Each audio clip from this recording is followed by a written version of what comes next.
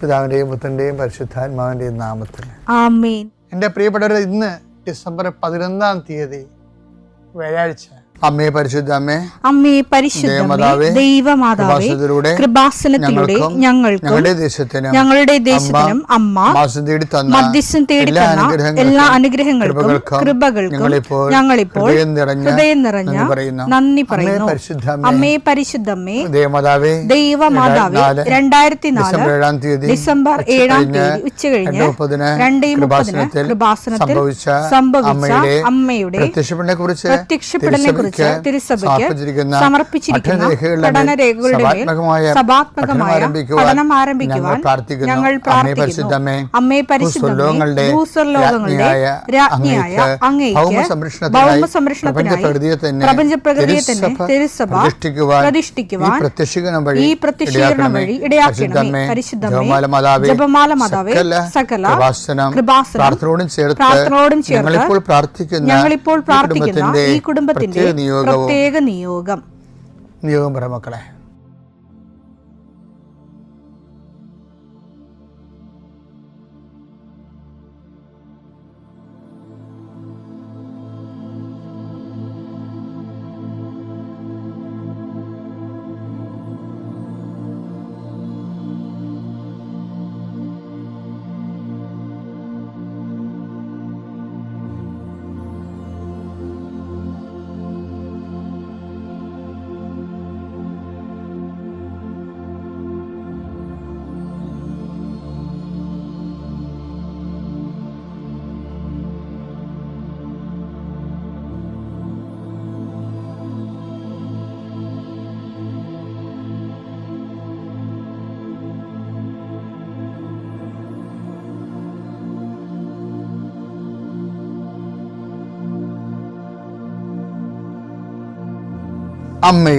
അമ്മയുടെ പ്രത്യക്ഷീകരണത്തിന്റെ ഈ അനുഗ്രഹവേളയിൽ ഞങ്ങൾക്ക് സാധിച്ചു തരുവാൻ കനിയണമേ. ആമേൻ. വിശ്വാസ പ്രമാണം. സർവശക്തനായ പിതാവും ആകാശത്തിന്റെയും ഭൂമിയുടെയും സൃഷ്ടാവുമായ ദൈവത്തിൽ ഞാൻ വിശ്വസിക്കുന്നു. അവിടുത്തെ ഏകപുത്രനും ഞങ്ങളുടെ കർത്താവുമായ ഈശോ മിശിഹായിലും ഞാൻ വിശ്വസിക്കുന്നു. ഈ പുത്രൻ പരിശുദ്ധാത്മാവിനാൽ ഗർഭസ്ഥനായി കന്യകാമറിയത്തിൽ നിന്ന് പിറന്ന് പൊന്തിയോസ് പീലാത്തോസിന്റെ കാലത്ത് പീഡകൾ സഹിച്ച് കുരിശിൽ തറയ്ക്കപ്പെട്ട് മരിച്ച് അടക്കപ്പെട്ട് പാതാളങ്ങളിൽ ഇറങ്ങി മരിച്ചവരുടെ ഇടയിൽ നിന്ന് 3-ാം നാൾ ഉയർത്ത് സ്വർഗത്തിലേക്ക് എഴുന്നള്ളി സർവശക്തിയുള്ള പിതാവായ ദൈവത്തിന്റെ വലതുഭാഗത്തിരിക്കുന്നു. അവിടെ നിന്ന് ജീവിക്കുന്നവരെയും മരിച്ചവരെയും വിധിക്കുവാൻ വരുമെന്നും ഞാൻ വിശ്വസിക്കുന്നു. പരിശുദ്ധാത്മാവിലും ഞാൻ വിശ്വസിക്കുന്നു. വിശുദ്ധ കത്തോലിക്കാ സഭയിലും പുണ്യവാന്മാരുടെ ഐക്യത്തിലും പാപങ്ങളുടെ മോചനത്തിലും ശരീരത്തിന്റെ ഉയർപ്പിലും നിത്യമായ ജീവിതത്തിലും ഞാൻ വിശ്വസിക്കുന്നു. ആമേൻ. സുഖസ്ഥനായ ഞങ്ങളുടെ പിതാവേ, അങ്ങയുടെ നാമം പൂജിതമാകണമേ. അങ്ങയുടെ രാജ്യം വരണമേ. അങ്ങയുടെ തിരുമനസ് സ്വർഗത്തിലെ പോലെ ഭൂമിയിലും ആകണമേ. അന്നു വേണ്ടുന്ന ആഹാരം ഇന്ന് ഞങ്ങൾക്ക് തരണമേ. ഞങ്ങളോട് തെറ്റ് ചെയ്യുന്നവരോട് ഞങ്ങൾ ക്ഷമിക്കുന്നത് പോലെ ഞങ്ങളുടെ തെറ്റുകൾ ഞങ്ങളോടും ക്ഷമിക്കണമേ. ഞങ്ങളെ പ്രലോഭനത്തിൽ ഉൾപ്പെടുത്തരുതേ, തിന്മയിൽ ഞങ്ങൾ രക്ഷിക്കണമേ. ആമേൻ. നന്മ നിറഞ്ഞ മറിയമേ, സ്വസ്തി. കർത്താവ് അങ്ങയുടെ കൂടെ സ്ത്രീകളിൽ അങ്ങ് അനുഗ്രഹിക്കപ്പെട്ടവളാകുന്നു. അങ്ങയുടെ ഉദരത്തിൻ ഫലമായി ഈശോ അനുഗ്രഹിക്കപ്പെട്ടവനാകുന്നു. പരിശുദ്ധ മറിയമേ, തമ്പുരാന്റെ അമ്മേ, പാപികളായ ഞങ്ങൾക്ക് വേണ്ടി ഇപ്പോഴും ഞങ്ങളുടെ മരണസമയത്തും തമ്പുരാനോട് അപേക്ഷിക്കണമേ. ആമേൻ. കർത്താവേ, നിന്റെ ഉന്നതമായ നാമത്തിന് സ്വസ്ഥം ചെയ്യുന്നു. അങ്ങയുടെ മക്കള് ഈ ആശീർവാദം വാങ്ങിച്ചുകൊണ്ട് ഇന്ന് ജീവിതത്തിന്റെ വിവിധ മണ്ഡലങ്ങളിലേക്ക് പോവുകയാണ്. കർത്താവ്, അവിടെ ഓഫീസിൽ പോകുന്നവരുണ്ട്, അവിടെ സ്ഥിരമായിട്ട് അവർ അനുഭവിക്കുന്ന പല വിധത്തിലുള്ള പ്രയാസങ്ങളും ഞെരുക്കങ്ങളും രക്തസമ്മർദ്ദം ഉണ്ടാക്കുന്ന പല അനുഭവങ്ങളുണ്ട്. കർത്താവ്, ആ വിഷയങ്ങളെല്ലാം ദൈവത്തിന് ഈ നിമിഷം പരിശുദ്ധയോടെ മാധ്യസേൽപ്പിക്കുന്നു. കർത്താവെ, ദൂരദേശങ്ങളിൽ താമസിക്കുന്നവരെ, അവരുടെ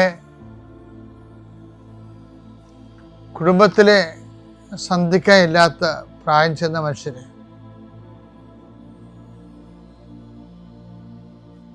അവരുടെ ന്യായമായ ദുഃഖങ്ങളെ സംബന്ധിച്ച് പ്രാർത്ഥിക്കുന്നു. ഈ ദിവസങ്ങളിൽ അങ്ങനെ കുറേ വിഷയങ്ങളെ കണ്ടു. ജീവിക്കാൻ വേണ്ടി അവർക്ക് പോകാതിരിക്കാനും പറ്റത്തില്ല, പോയതിൻ്റെ പേരിൽ കൂടപ്പിറപ്പുകളും കുഞ്ഞുങ്ങളും ഒക്കെ വേദനിക്കുകയും ചെയ്യണം. ഒരു ഇന്നോവേറ്റീവ് ഈബിൾ എന്ന് പറഞ്ഞ പോലെ കുറേ കാര്യങ്ങൾ ചെയ്യാതിരിക്കാൻ പറ്റുകയില്ല, ചെയ്തില്ലെങ്കിൽ ജീവിക്കാൻ പറ്റത്തില്ല. അങ്ങനെ ഒരു വല്ലാത്ത അവസ്ഥയിൽ എല്ലാവരെയും സമർപ്പിച്ച് പ്രാർത്ഥിക്കുന്ന കർത്താവേ, ഈശോ കടകമ്പോളങ്ങൾ നടത്തുന്നവരെ, ചെറിയ ചെറിയ വ്യാപാരങ്ങളിലൂടെ കൃഷി, കന്നുകാലി വളർത്തൽ, വലിയ കാർഷിക കടങ്ങളകപ്പെട്ടിരിക്കുന്നവരെ, മത്സ്യത്തൊഴിലാളി സഹോദരങ്ങളും, ചില കാര്യങ്ങൾ വിറ്റുമാറ്റി രക്ഷപ്പെടും, പക്ഷെ വിൽക്കാൻ പറ്റണില്ല, വിൽക്കാൻ ആളില്ല, വാങ്ങിക്കാൻ ആളില്ല. അങ്ങനെ കുറേ പ്രയാസം അനുഭവിക്കുന്നവരെ, അവരെല്ലാവരെയും ഈ പ്രഭാതത്തിൽ സമർപ്പിച്ച് പ്രാർത്ഥിക്കുന്നു. കർത്താവിൽ സമാധാനമില്ലാത്ത കുടുംബങ്ങൾ കർത്താവിൻ്റെ വിശുദ്ധ കുരിശിൻ്റെ അടയാളത്തിനും ആശീർവാദത്തിലും അവർക്ക് സമാധാനം തിരിച്ചു കിട്ടട്ടെ എന്ന് പ്രാർത്ഥിക്കുന്നു. സ്കൂളിൽ പോകുന്ന അധ്യാപകരെ, പഠിക്കാൻ പോകുന്ന കുഞ്ഞുങ്ങൾ, കോളേജിൽ പോകുന്നവരെ, അവിടെ എല്ലാം അവർക്ക് ചെയ്തു തീർക്കേണ്ട ഉത്തരവാദിത്തങ്ങൾ പരിശുദ്ധ ദേവമാതാവിനെ ഞാൻ ആ വിഷയം സമർപ്പിച്ച് പ്രാർത്ഥിക്കുന്നു. ഇന്ന് ബാങ്കിൽ പോകുന്നവരെ, അതുപോലെ തന്നെ ഓരോരോ ആവശ്യങ്ങൾക്കായി ദൈവദുരസന്നിധിയിലെ ഇതുവരെ വെച്ചിരിക്കുന്ന മുഴുവൻ പ്രാർത്ഥനകൾ, ഇന്നുവരെ ചില കാര്യങ്ങൾ നീക്കുപോക്കില്ലാത്ത വിഷയങ്ങൾക്കെല്ലാം ഈ കർത്താവിൻ്റെ ആശീർവാദത്താലെ ഈശോ മിശിഹായുടെ ഉന്നതമായ നാമത്തിൽ പ്രാർത്ഥനയുടെ ശക്തിയാൽ നിങ്ങൾക്ക് നീക്കുപോക്കുണ്ടാകണം പ്രാർത്ഥിക്കുന്നു. തടസ്സപ്പെട്ട് കിടക്കുന്ന കാര്യങ്ങൾ ചെയ്യാൻ പറ്റാതെ ചെയ്യണമെന്ന് ആഗ്രഹിച്ചിട്ട് മാറ്റി വെച്ചിട്ട് ചെയ്യാതെ നീണ്ടു പോകുന്ന കാര്യങ്ങളുടെ മേലെ കർത്താവിൻ്റെ കരുണ വിശുദ്ധമായ രക്തം തളിക്കപ്പെട്ട് പ്രാർത്ഥിക്കുന്നു. നിത്യം പിതാവും പുത്രനും പരിശുദ്ധാത്മാശ്വരശ്വരം നീക്കുവാമേ. എൻ്റെ പ്രിയപ്പെട്ടവരെ, നമ്മൾ കഴിഞ്ഞ ദിവസങ്ങളിൽ എടുത്ത വചനത്തിൻ്റെ ഒരു ഭാഗമാണ് ഓരോരുത്തരുടെയും കഴിവനുസരിച്ചെന്നില്ലേ.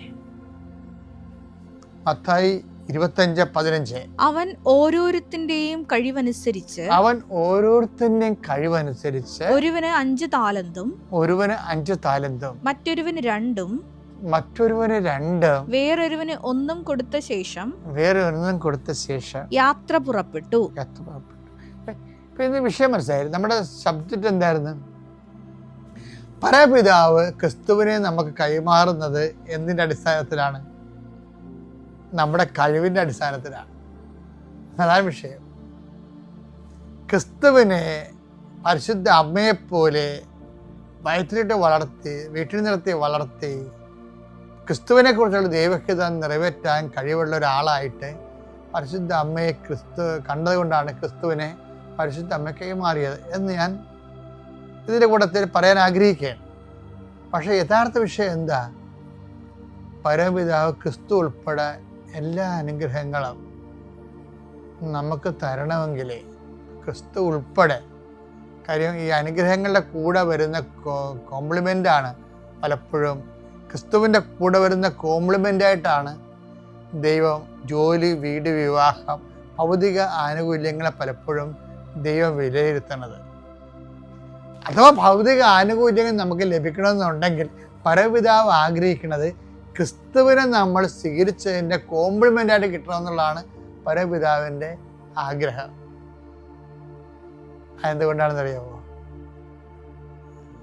നിങ്ങൾ ആദ്യം ദൈവരാജ്യത്തെയും അതിന്റെ നീതിയെയും കുറിച്ച് അന്വേഷിക്കുക. മത്തായി 6:33 നിങ്ങൾ ആദ്യം അവിടുത്തെ രാജ്യവും